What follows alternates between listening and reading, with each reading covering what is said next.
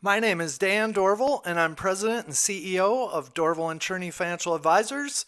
I am an independent certified financial planner and author of my book, Financial Success for the Rest of Us, Reality-Based Financial Planning for Mainstream America. Hi, my name is Leah Woodley. I'm an associate financial advisor with Dorval and Cherney Financial Advisors. Our conversations discuss what it means to do quality of life planning in all areas of your life. Dan, I can't believe we're almost halfway through the year and it is now time for another Quality of Life Nurse Award presentation. Why don't you tell us about our next recipient? Well, our June award winner is Molly Calvin from North Memorial, which is here in the Twin Cities. She received a glowing nomination from one of her coworkers who has previously won this award, Taylor. And so she works in the ICU, and we are excited to talk to her about all the different things she's doing as an ICU nurse here in the Twin Cities. All right, well, let's bring her on. Hi, Molly. How are you? Good. How are you? Good. Congratulations on being our next Quality of Life Nurse Award recipient. Thank you. You are welcome. Yeah, you received a very nice nomination from your coworker, Taylor. Yeah. Dayla's one of my best coworkers. Love her. And so we always have a brief conversation with all of our winners. We've helped a lot of nurses here in the Twin Cities, and so we wanted to give this award as an acknowledgement of all the different ways that nurses are improving quality of life, whether that's for their patients, their coworkers, their communities, whatever it happens to be. And so it sounds like you're a charge nurse in the ICU at North Memorial. Yes, I have been at North for almost 9 years, and all of that was in the ICU, primarily as charge. And I actually just recently made a change about a month ago. It took a lot of thought, but I decided to move down to the PACU, the post anesthesia surgery recovery area. So I've been down there now for about a month, and it was definitely a change I needed. Well, that's one of the things, as far as talking about the challenges of being a nurse, being in intensive care, and you see all of these very sick people, these people are at kind of their lowest points in their life. And we like nurses to talk a little bit about how do you deal with that just in life in general, balancing out getting away from work and then being at work and seeing all the things that you see. How do you deal with that? It's hard, and especially going through COVID, it was hard. We were the COVID ICU, the original one at North, and it's really hard. It's hard to not take it home with you. Um, but I think, having a good support system, my husband has been wonderful, and um, someone that's going to listen to you. Therapy has been a big thing. I don't know why there's still kind of a taboo around therapy, but um, I think that got us through a lot of COVID and a lot of the things we saw. And just knowing yourself and being able to kind of check out, being able to clock out and go home and fill your time, whether it's just resting and taking care of yourself or a hobby, getting out and having some fun, spending time with friends and family, just something to break yourself away from that constant demand that you have at work. We hear from a lot of nurses. Nurses are caregivers, and so they have a tendency to think about others first before themselves.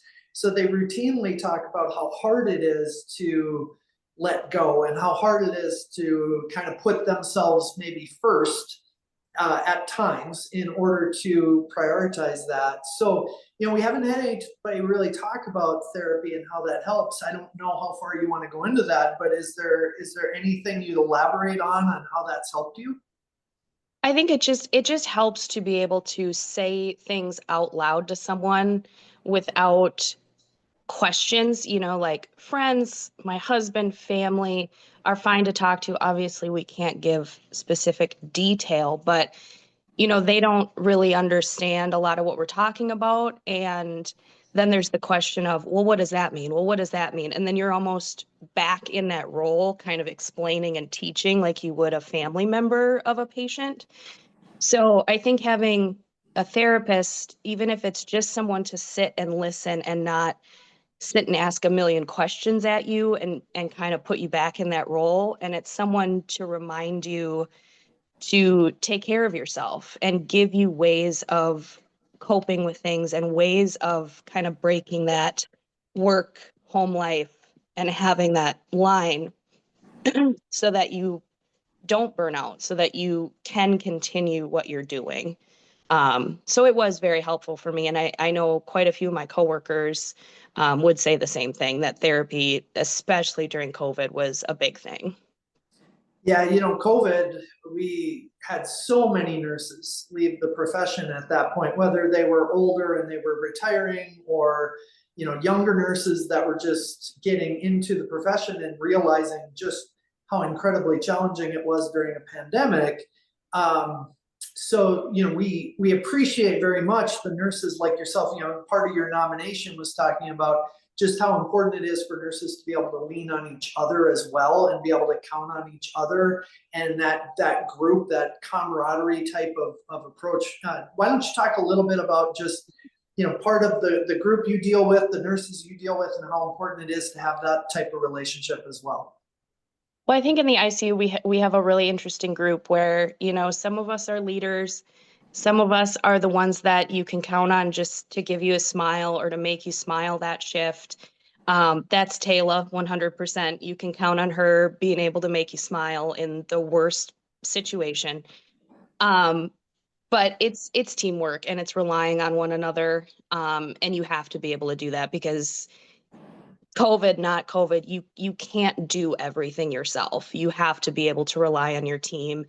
And, it's wonderful to see when something goes wrong and people realize it, and the amount of hands that jump in and everyone's there for you, and everyone takes their roles. Everyone jumps in and does this or that, and somehow it all comes together and you get it done. And you wouldn't be able to do that by yourself. So a team, whether you're in the ICU or a med surg floor or whatever, I think is so important because you have people to rely on. So thank you for sharing that. That is definitely very important. One thing we like to ask our nurse award recipients is if you can give advice to other nurses who want to make a difference, who want to improve the quality of life of others, what would you suggest? Well, I guess first and foremost is like we talked about, take care of yourself, because you can't care for patients and their families if you're not well. So don't go into nursing feeling like you have to pick up every extra shift there is. Don't work yourself to absolute exhaustion because it's short-lived and eventually you're not going to be able to do it. And if you're working 8 shifts in a row, we all know your nursing care from shift 2 compared to shift 8 is going to dwindle just because you're physically and mentally exhausted. So I guess that would be the big one, is take care of yourself.